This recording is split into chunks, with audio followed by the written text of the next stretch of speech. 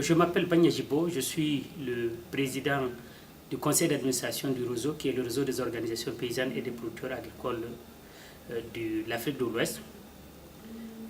Mon point de vue aujourd'hui, c'est que nous avons discuté des questions qui sont essentielles pour nous, agriculteurs.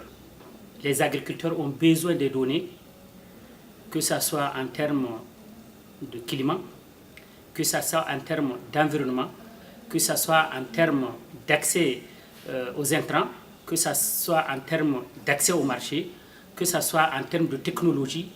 Donc tout ça là implique vraiment les producteurs.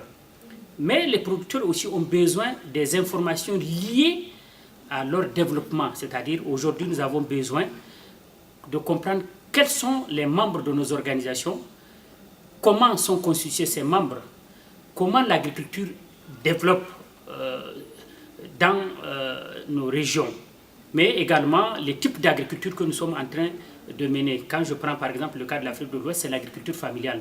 Comment elle se développe, comment les ménages se développent. Alors l'autre élément qui est fondamental, c'est les politiques. On ne peut pas avoir des politiques fiables s'il n'y a pas de données, s'il n'y a pas de statistiques. Mais malheureusement, les statistiques que nous avons, c'est des statistiques qui parfois qui nous viennent d'ailleurs. C'est soit on dit que soit la Banque mondiale qui dit, soit le FMI qui dit, soit... en tout cas, c'est d'autres institutions qui nous donnent des données. Alors que l'essentiel devrait être, toute notre politique doit être bâtie sur les données.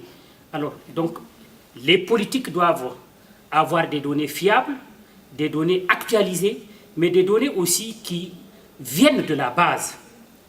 Nous avons aussi besoin de restituer des informations qui permettent aussi le développement de notre agriculture, les politiques par exemple au niveau international, au niveau régional, au niveau continental. L'autre élément qui est essentiel et qui pose problème, c'est les langues. La plupart des documents ou la plupart des données qui sont fournies aujourd'hui, c'est en des langues étrangères, des langues de colonisation. Alors que la grande partie de ceux qui doivent consommer ou qui doivent donner les informations viennent de cette population qui malheureusement ne maîtrise pas cette langue. D'où cette nécessité de renforcer la capacité des gens, mais aussi cette nécessité de passer par d'autres mécanismes qui impliquent davantage encore les gens. Il ne faut pas que ce soit juste une affaire d'intellectuels, des gens qui ont eu la chance de faire des longues études. Quand vous prenez aussi les mécanismes, aujourd'hui le fait de désengager les États de l'agriculture fait qu'il y a des activités que les gens ne mènent pas. Et les organisations de producteurs se sont créées effectivement pour donner réponse à ce vide-là qui est laissé par les États. Et c'est pour cela qu'on a créé des réseaux comme l'Europa, comme d'autres. C'est pour cela qu'on a créé aussi PAFO.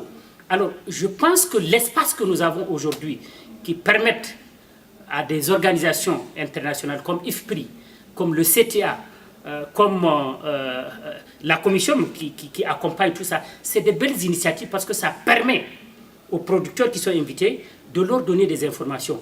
Mais si on veut que ça soit fiable, il faut qu'on mette en place un dispositif qui permet de savoir quelles sont les données qu'on va collecter, quels sont les outils qu'on va utiliser, mais à qui s'adressent ces informations et comment on puisse orienter de manière à ce que chaque acteur puisse trouver son compte, que ce soit le secteur privé, que ce soit la recherche, que ce soit les politiciens, que ce soit nous, producteurs, que chacun puisse trouver son compte. Mais également, comment chacun aussi va ravitailler le système. Mais quel renforcement on puisse faire pour que les producteurs qui sont les faibles, on puisse renforcer leur niveau pour qu'ils soient au même niveau que les autres. Parce que si, dans le débat, ils n'ont pas cette capacité de pouvoir réagir, c'est clair que bon, ils vont être de côté, c'est des gens qui vont être juste des consommateurs. Bon, on va dire qu'on est là, mais on n'a rien à apporter. Donc, nous ne voulons pas être ça, c'est pour cela que nous voulons des renforcements de capacités à tous les niveaux. Mais les données statistiques sont essentielles, sont fondamentales si on veut véritablement changer le développement. Compte tenu aujourd'hui du changement climatique, s'il n'y a pas de données, c'est clair que les producteurs vont subir. Parce que nous ne pouvons pas savoir quand est-ce qu'il va y avoir la pluie, alors où est-ce qu'il y a un bon marché.